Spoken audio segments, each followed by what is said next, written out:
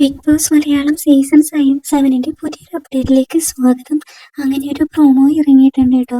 അതിൽ സാബുവിന്റെ നല്ല രീതിയിൽ അവിടെ ഫയർ ആകുന്നുണ്ട്.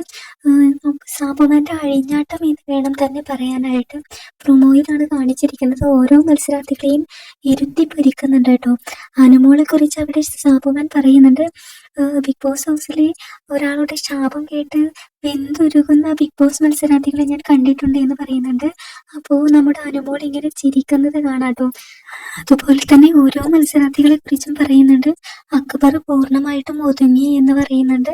പിന്നെ സാബുമാനെ കാണാനില്ല എന്ന് പറയുന്നുണ്ട്. പിന്നെ നെവിനെ കുറിച്ച് പറഞ്ഞിരിക്കുന്നത് ഇങ്ങനെയാണ്, നെവിൻ അറുക്കാൻ വെച്ച പോത്തിനെ പോലെയാണ് എന്ന് പറയുന്നുണ്ട്.